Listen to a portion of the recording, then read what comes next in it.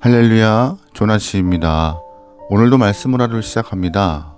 슬기로운 아침 시간 시편 146편입니다. 창세기 26장을 보면 두 종류의 사람이 나옵니다. 한 사람은 근원을 발견한 사람이고 또 한 사람은 빼앗는 사람입니다. 창세기 26장은요, 이삭이 가족을 위하여서 또한 가축을 위해 우물을 파는 장면이 나와요. 우물을 찾는 것이 쉬운 일은 아닌데 감사하게도 하나님께서는 이삭이 땅을 팔 때마다 샘의 근원을 발견하게 하셨죠. 은혜였습니다. 그런데 블레셋 사람들은 이삭을 따라다니면서 이삭이 파놓은 샘의 근원을 빼앗아 가기 시작했어요. 왜 그들은 이삭을 괴롭혔을까요? 목적 없이 괴롭힌 것이 아니라 그들은 땅을 파도 샘의 근원을 발견할 수 없었기 때문입니다. 블레셋 사람들이 보기에는 땅을 팔 때마다 샘의 근원을 발견하는 이삭이 참 신기했을 거예요. 여러분은 어떤 사람인가요? 근원을 발견한 사람인가요? 아니면 빼앗는 사람인가요?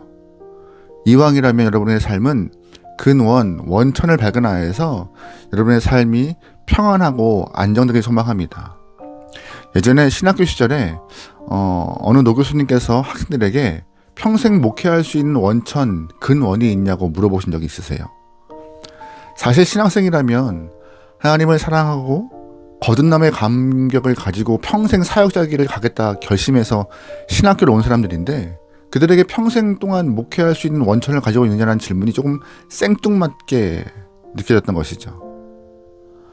교수님께서 그 이후에 설명하셨는데 평생 사역자의 길을 가는 원천, 그 근원은 어떠한 기술이나 방법이 아니라 하나님을 가장 사랑하는 마음이고 하나님의 말씀을 매일 읽고 묵상하는 것이고 그 체계와 뼈대 위에 신학을 세워가는 일을 하는 것이 평생 목회할 수 있는, 사역할 수 있는 근원과 원천이라고 말씀하시고 설명하시던 것입니다. 아주 단순하지만 명쾌한 답이에요. 원천에 뿌리를 내리고 근원에 뿌리를 내리고 신학의 뼈대를 세우지 않으면 남의 것에 기웃거리고 빼앗는 불행한 목회를 하게 될 수밖에 없다는 말씀이신데요. 목회만 그런가요? 아닙니다. 우리가 살아가는 모든 삶의 현장에 적용할 수 있는 이야기예요. 근원을 가지고 살아가는 사람은 불안하지 않고 평생 살 수 있습니다. 하지만 근원이 없는 사람, 원천이 없는 사람은요, 항상 불안하고 남이 이뤄놓은 것을 빼앗아야지만이 생존 가능한 인물들입니다. 이왕 주어진 삶이라면 여러분의 삶은 마르지 않는 근원을 가지고 평안한 삶을 살 수 있길 소망합니다. 오늘 우리가 읽고 있는 시편 말씀에서는요, 하나님의 백성들이 무엇을 원천으로 삼아야 하는지, 뿌리를 내려야 할 곳이 어디인지 명확하게 설명하고 있습니다. 3절 말씀이에요. 귀인들을 의지하지 말며 도울 힘이 없는 인생도 의지하지 말지니. 아멘.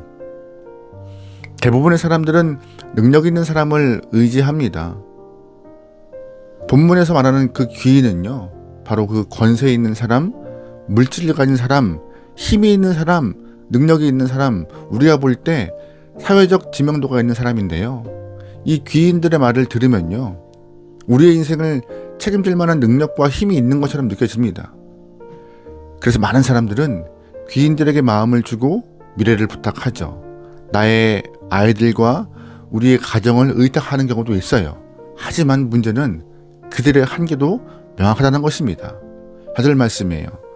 그의 호흡이 끊어지면 흙으로 돌아가서 그날에 그의 생각이 소멸하리로다. 아멘.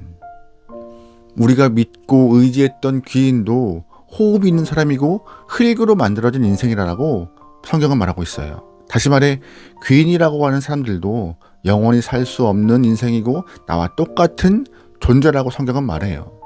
그가 가졌던 권력도 무상하고 소유했던 물질도 한순간 사라질 수 있는 것이라고 성경은 말하며 그런 것들을 의지하지 않는 것이 우리가 지혜로운 삶이라고 말해주고 있는 것입니다. 그러므로 하나님의 백성은 눈에 보이는 사람을 귀인이라 생각하지 말고 눈에 보이는 것들을 근원이라 여기지 않고 의지하지 말아야 합니다. 흙으로 만들어진 육체는요, 언제든 사라질 수 있는 존재입니다. 그래서 하나님의 백성은 삶의 근원을 하나님께 두는 것이 가장 현명하며 지혜로운 삶의 모습이죠. 5절 말씀이에요. 야곱의 하나님을 자기의 도움으로 삼으며 여호와 자기 하나님에게 자기의 소망을 두는 자는 복이 있도다. 아멘. 그리스도인들의 삶의 근원은 하나님과 하나님의 말씀입니다. 그래서 하나님을 삶의 원천으로 삼고 하나님을 의지하는 자는 어떤 인생이래요? 복이 있는 인생이라고 성경은 증거하고 그것이 우리에게 필요한 자세임을 말해주고 있어요. 사실 이것은 우리 신앙인들에게는 너무 당연한 말씀입니다. 사람을 의지하지 않고 하나님을 의지해야 한다는 이야기는 수없이 들어왔고 그렇게 믿고 있어요. 그런데 문제는 뭐예요? 머리는 알고 있는데 하나님을 의지하는 것이 생각만큼 쉽지 않다는 것이죠. 왜냐하면 사람은 눈에 보이고 하나님은 눈에 보이지 않기 때문입니다. 사람이 가진 권력은 우리의 눈을 현혹시킬 만큼 힘이 있어 보이지만 하나님은 아무리 찾아도 보이지 않고 아무리 불러도 대답되어지지 않는 것처럼 느껴져요. 보이지 않는 하나님, 기도를 들으시지 않는 하나님, 손에 잡히지 않는 하나님처럼 느껴지기 때문에 사람의 권세가 더 명확하게 보이는 것이고 손으로 확인할 수 있는 것처럼 보이기 때문에 우리의 시야를 어지럽히는 것이죠. 그래서 사람들은요, 귀인이란 사람을 더 쫓아가고 따라가는 모습이 발생하죠. 물론 신앙인들도 속하는 말이고요. 안타까운 현실입니다.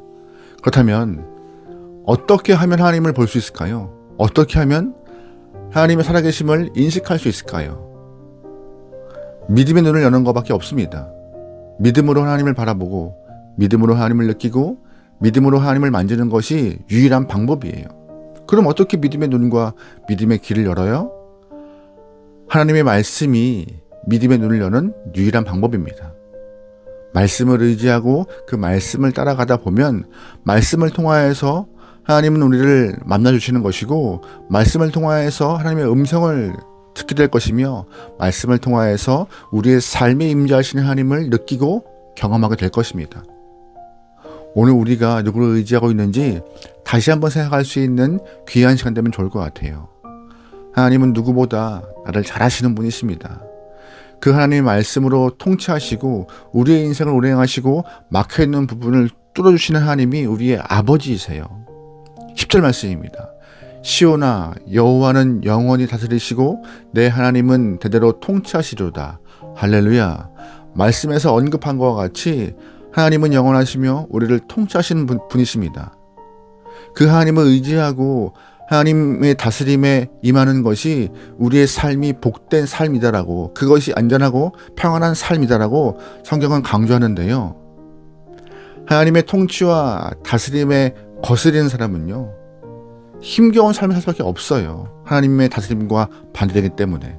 여러분, 그러기에 오늘 우리의 삶이 하나님의 밀착되어서 평안함과 동행하심의 은혜를 경험할 수 있게 소망합니다. 우리가 삶의 근원, 행복의 근원이 하나님인 줄 믿고 하나님을 의지해서 여러분의 오늘 하루의 삶이, 아니 앞으로의 삶이 참된 복을 누릴 수 있는 주님의 귀한 영혼이 될 수 있도록 우리의 삶을 주 앞에 의탁하죠. 오늘 우리가 삶의 원천이며 행복의 근원이신 하나님을 향하여서 의지하고 온전히 내 마음을 드릴 수 있는 귀한 영혼이 되어서 하나님이 예비하신 하늘의 복들을 누릴 수 있는 여러분의 하루가 되기를, 여러분의 삶이 되기를 주의 이름으로 축원합니다.